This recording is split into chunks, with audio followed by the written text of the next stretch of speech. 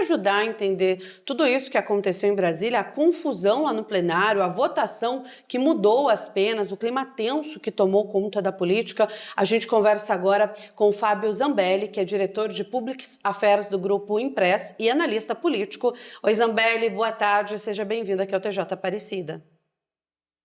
Boa tarde, Rayane, boa tarde, Eduardo, boa tarde, telespectadores. Obrigado pelo convite. Zambelli, já aproveito para te perguntar, né? O que aconteceu ontem em Brasília? Uma confusão envolvendo o deputado Glauber Braga. Ele pode afetar o clima político do país? Como está sendo aí as primeiras horas pós tudo isso ocorrido em Brasília? Primeiro, eu acho assim que o que aconteceu com o deputado Glauber, eu acho que tem alguma importância pelo simbolismo, né? Me parece que foi uma ação truculenta da Polícia Legislativa, que tem um histórico, é bem verdade, de ações truculentas, né? A Polícia Legislativa não é a primeira vez que tem algum tipo de abuso de autoridade ou cenas como nós vimos ontem, mas é um caso, na minha opinião, um caso isolado, né? Um caso que tem muita repercussão na imprensa, porque de fato houve ali um confronto também com jornalistas, então tem a liberdade de expressão, tem a cobertura da imprensa, que é um território, digamos, sacrossanto ali dentro do Legislativo, que foi violado com esse episódio de ontem. Então, a repercussão para a imagem da Câmara e para a imagem da presidência da Casa. Mas, do ponto de vista político, o principal fato da semana é a aprovação do PL da dosimetria, que é, esse sim, um tema de impacto político nacional, e que envolve o assunto, acho que político mais importante do país nos últimos anos, que foi a acusação de tentativa de golpe contra o ex-presidente Bolsonaro e os seus aliados, o julgamento e a condenação e posterior prisão do ex-presidente.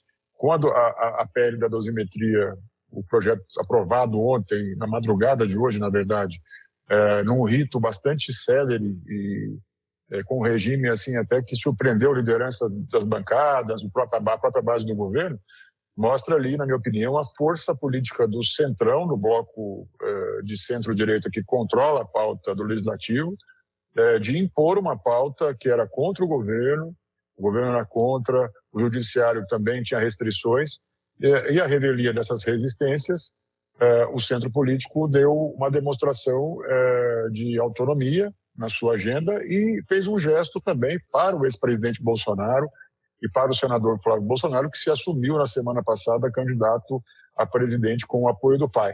Então, essas coisas na política elas têm que ser olhadas muito em perspectiva. Então, quando teve uma resposta do sistema político, né, do centro político, a Bolsonaro, porque de fato era uma pauta, era um tema muito importante para o ex-presidente, já que a sua pena, caso esse projeto passe pelo Senado e seja sancionado, ela vai diminuir bastante do ponto de vista do regime fechado, do tempo de permanência em regime fechado, e ao Centrão dando as cartas no Congresso novamente no jeito que é o jeito do Centrão trabalhar, com votações ali a toque de caixa, na madrugada, e fazendo valer os interesses desse grupo político, os partidos ali que controlam a pauta do Congresso Nacional. O caso do Glauber, na minha opinião, ele ganhou muita repercussão por causa das imagens e por causa do confronto com a imprensa, mas do ponto de vista político, ele, olhando assim o caldeirão do Congresso Nacional hoje, ele é até menos relevante do ponto de vista político do que está acontecendo de verdade ali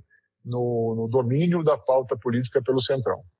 Fábio, boa tarde. A gente está vendo imagens agora aí dessa retirada à força do deputado Glauber, né? E o presidente da Casa, da Câmara dos Deputados, Hugo Motta, que foi muito criticado porque teria agido de uma forma diferente com aqueles que ocuparam também a mesa diretora. Ele esperou até 2 dias, né, para reocupar de uma forma mais negociada. No caso do deputado Glauber, foi imediato com essa ação da Polícia Legislativa. Mas falando com você sobre essa redução de penas para os envolvidos nos atos golpistas, incluindo o ex-presidente Bolsonaro, o que isso significa na prática? É deixar claro que não se trata de um perdão de pena, de anistia, que era o que era discutido anteriormente. É a dosimetria, né? É a redução dessa pena. A redução de pena, mas que impacta ali todos os condenados, né? Então, para mim, é um marco importante, foi uma decisão da Suprema Corte, né? Depois de uma denúncia feita pela Procuradoria-Geral da República em um longo processo de investigação, a primeira turma do Supremo se debruçou sobre as provas, sobre os depoimentos, enfim, todo o material que foi colhido durante a investigação e decidiu estipular penas, condenando cada um ali dos dos acusados, dos réus que depois viraram sentenciados.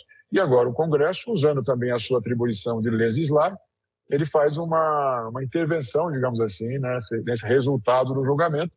Agora, como houve um entendimento de parte da classe política de que teria ocorrido algum tipo de excesso na dosagem, né, por isso dosimetria, na dose que foi aplicada das penas para muitos envolvidos nos atos de 8 de janeiro, que seriam, segundo esses parlamentares, pessoas comuns ali que não estavam imbuídas desse espírito de atacar o Estado democrático de direito, mas seria muito mais um ato de vandalismo, de depredação, do que de uma afronta ao sistema político, à democracia, e esses personagens foram ali condenados a penas muito altas, 15, 17 anos de reclusão. Havia até uma espécie de um consenso na classe política de que esses exageros seriam corrigidos em algum momento pelo Congresso. A novidade é que isso aconteceu de uma forma muito rápida, contra as previsões políticas que tratavam esse tema como um tabu para ser discutido ainda em 2025. Não havia ninguém no Congresso que esperasse que esse tema fosse ser resolvido numa terça-feira, na madrugada de quarta-feira, na velocidade que foi. O que, na minha avaliação, mostra que sim, tem uma resposta do sistema político ao lançamento da candidatura do senador Flávio Bolsonaro, que trouxe a público uma demanda política do seu pai, né, que era a aprovação mais rápida possível de um projeto que reduzisse as penas dos envolvidos em 8 de janeiro, inclusive o ex-presidente. Então, na política, a gente não pode tratar como coincidência uma aprovação do jeito que aconteceu 5 dias ou 4 dias depois do lançamento da candidatura do senador Flávio Bolsonaro.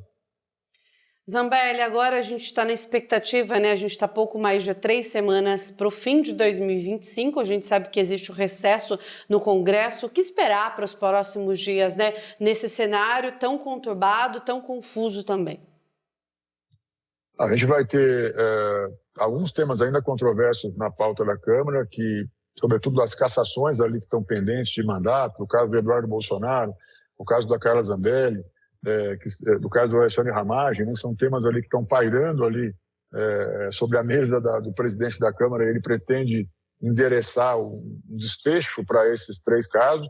Tem também no Senado, né, a apreciação do PL da dosimetria, como foi dito aqui anteriormente, pelas comissões e depois indo ao plenário, já tendo um relator ali que já se antecipou, um relator no Senado que é favorável à tese da dosimetria, que é o senador Espiridião Amin, que tem já manifestado publicamente a sua intenção de produzir um relatório favorável ao PL, e o presidente Davi Alcolumbre também se comprometendo com essa pauta. Então, me parece que no Senado também esse tema tende a ser vencido nas próximas semanas. E tem, a partir aí do final do mês de dezembro, a discussão orçamentária, que eu acho que é mais importante para 2026.